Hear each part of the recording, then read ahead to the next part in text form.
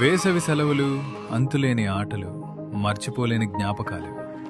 కానీ ఈ సందడి వెనుక మనం గమనించని ఒక నిశ్శబ్ద మృత్యువు పొంచి ఉంది. పిల్లలు మైదానంలో క్రికెట్ ఆడుతున్నప్పుడు బంతి పొరపాటున ఆ విద్యుత్ ట్రాన్స్ఫార్మర్ దగ్గర పడవచ్చు. ఆ బంతిని తెచ్చే తొందరలో ఆ చిన్నారి చేతులు లైవ్ వైర్లను తాకవచ్చు. గుర్తుంచుకోండి, ఆ ఒక్క సెకను ఉత్సాహం జీవితాంతం తీరని వేదనగా మిగిలిపోవచ్చు. ఇక డాబాలపైన గాలిపటాలు ఎగిరేసేటప్పుడు దారం కరెంటు తీగలకు చిక్కుకోవచ్చు. ఆ గాలిపటాన్ని తీయడానికి పిల్లలు పొరపాటున ఇనుప చువ్వలను గాని తడి కర్రలను గాని వాడితే ఆ తీగల్లో ప్రవహించే వేల వోల్టుల విద్యుత్తు వారి ప్రాణాలను నిలువునా హరిస్తుంది. విద్యుత్తు ఎప్పుడు రెండో అవకాశం ఇవ్వదు. దాగుడు మూతలు ఆడుతూ పిల్లలు నిర్మానుష్యంగా ఉన్న బిల్డింగుల్లోకి వెళ్తుంటారు. అక్కడ నేల మీద తెగిపడిన కరెంటు వైర్లు ఉండొచ్చు. కనీసం చెప్పులు కూడా లేకుండా ఆడుకునే ఆ పసిపాదాలు తెలియక ఆ తీగలపై అడుగు వేస్తే ఆ ఒక్క అడుగు వారి జీవితంలో ఆఖరి అడుగు కావచ్చు. పిల్లలకు భయం తెలియదు, కానీ మనకు బాధ్యత తెలుసు. విద్యుత్తు శక్తివంతమైనది, దాన్ని గౌరవించండి. మీ పిల్లలకి ఈ ప్రమాదాల గురించి ఈ రోజే వివరించండి.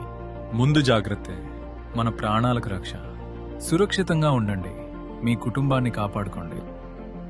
ప్రజా ప్రయోజనార్థం ఏపీఎస్పీడీసీఎల్ వారిచే జారీ చేయబడింది. ఇప్పుడు నీకు 10 ఏళ్ళు వచ్చాయి కాబట్టి మనం కొన్ని స్మాల్ రూల్స్ ఫాలో అవ్వాలి. ఎలాంటి రూల్స్ అమ్మా? మొదటిది, నువ్వు ఏడవటం వల్ల అన్నీ సాల్వ్ కావు. ఏదైనా ప్రాబ్లం ఉంటే క్లియర్ది చెప్పాలి, ఏడ్చి సాధించకూడదు. That is called communication. రెండవది, నీ హోంవర్క్ నువ్వే చేసుకోవాలి, వేరే వాళ్ళ మీద డిపెండ్ అవ్వకూడదు. నీకేమైనా డౌట్స్ వస్తే హెల్ప్ అడగాలి. That is independence. మూడవది, బొమ్మలతో ఆడుకున్న తర్వాత వాటిని ఎక్కడ తీసావో అక్కడే పెట్టాలి. That is being organised. నాలుగవది, బ్యాడ్ వర్డ్స్ అస్సలు వాడకూడదు. That shows respect. ఐదవది, నువ్వు తప్పు చేసినప్పుడు మనస్ఫూర్తిగా క్షమాపణ చెప్పాలి. That is responsibility. ఆరవది, తెలిసిన వాళ్ళని చూసినప్పుడు మంచిగా పలకరించాలి. That is good manners.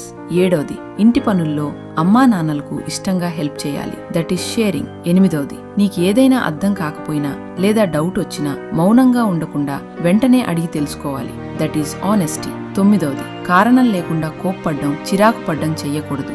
నీ ఇమోషన్స్ ని కంట్రోల్లో ఉంచుకోవాలి. పదవది, ప్రతిరోజు కొత్తగా ఏదైనా నేర్చుకోవడానికి ప్రయత్నించాలి. That is growth. సరే నాకు అర్థమైంది. Very good.